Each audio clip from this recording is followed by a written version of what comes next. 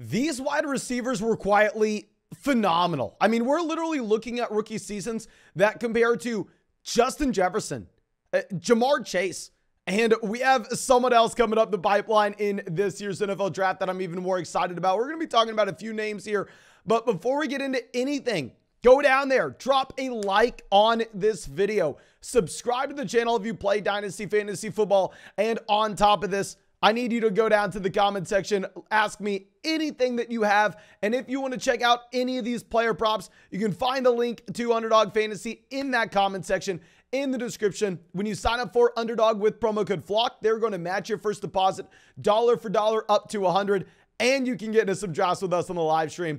But I think that should be about it, and let's talk about these Ohio State wide receivers. And oh my gosh, we knew they were good coming into the NFL. We looked at a wide receiver room at Ohio State that back in 2020 featured Garrett Wilson, the number 10 pick in this year's NFL draft, Chris Olave, the number 11 pick in this year's NFL draft, and Jameson Williams, the number 12 pick in this year's NFL draft.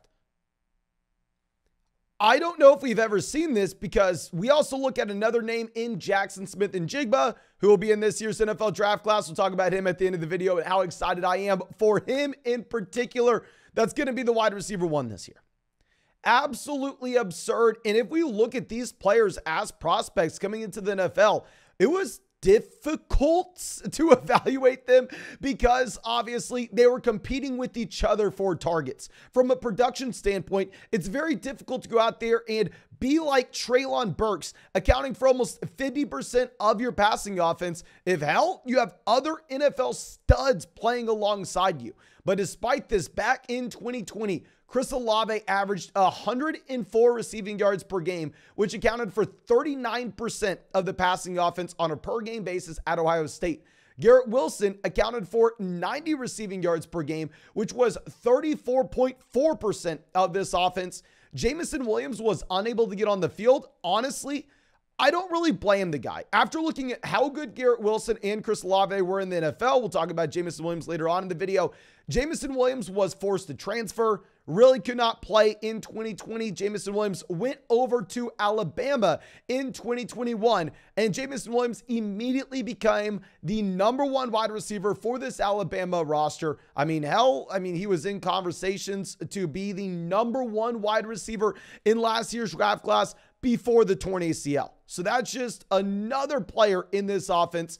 And if we are looking at what happened in 2021, Garrett Wilson, Chris Olave continue to be very good. Both wide receivers, average almost 100 total yards per game. Both wide receivers almost have 1,000 yards on the season. They go to the NFL Combine. Garrett Wilson runs a 4.38. Chris Olave runs a 4.39. So they're both elite level athletes. They get the NFL draft capital, and their rookie seasons, I know people think that they were good, but you need to understand exactly how good they truly were.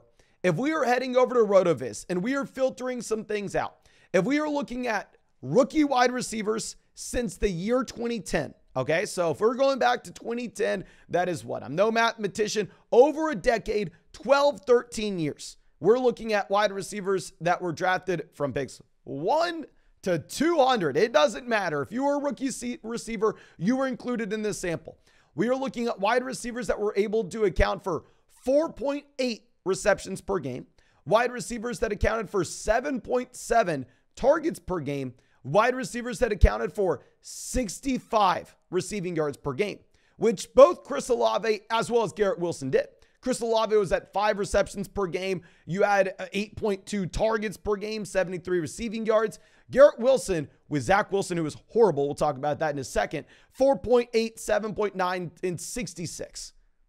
Here are the other wide receivers that were able to do it, not named Chris Olave, Garrett Wilson, who just did it. Jamar Chase, Justin Jefferson, Michael Thomas, Jalen Waddle, Odell Beckham Jr. Since 2010. And that's not to mention the quarterback play.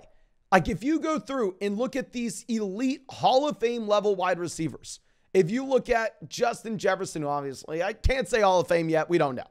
But he had Kirk Cousins, a respectable NFL quarterback. I don't want to say Cousins is elite, but an average to above average NFL quarterback. Jamar Chase had Joe freaking Burrow. We know Joe Burrow is that guy. Michael Thomas had Drew Brees. And it wasn't just old, dusty Drew Brees at the end of his career. 2016 Drew Brees, pretty damn good. Jalen Waddle had Tua Tagovailoa, who's proven to be a pretty good NFL quarterback. And Odell Beckham Jr. had Eli Manning. Now, of course, it wasn't prime Eli Manning, but 2014 Eli Manning, still pretty damn good. So these other wide receivers had great quarterback play. With Garrett Wilson, Chris Olave, they were dealing with Andy Dalton and a combo of Mike White / Zach Wilson / Joe Flacco, if we want to include him. So despite having some of the worst quarterback play in the NFL, they still were able to dominate.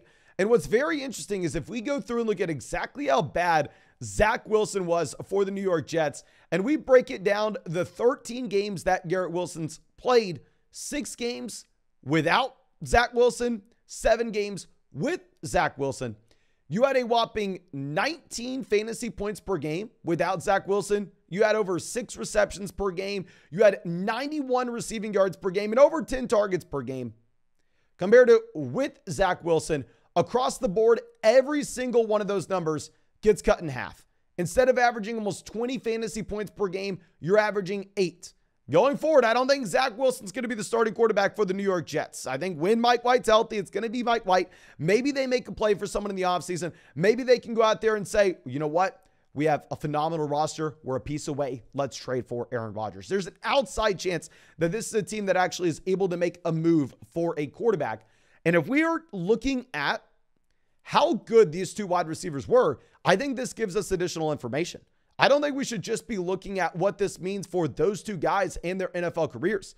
I think now, looking at the success of these two players, we can get more excited about Jameson Williams. Because with Jameson Williams, it was easy to say, yeah, he transferred. He couldn't beat out Garrett Wilson, Chris Olave. But those are two very good wide receivers. Let's not blame it on him. But now that we understand that those weren't just two very good wide receivers, those were two elite college receivers, I think it gives Jameson Williams a better excuse on why he transferred to Alabama, and it confirms those Jameson Williams truthers who want to be high on him for 2023. And on top of this, not only does it bump Jameson Williams in my mind, but with Jackson Smith and Jigba, it locks him in as the wide receiver 1 in my opinion.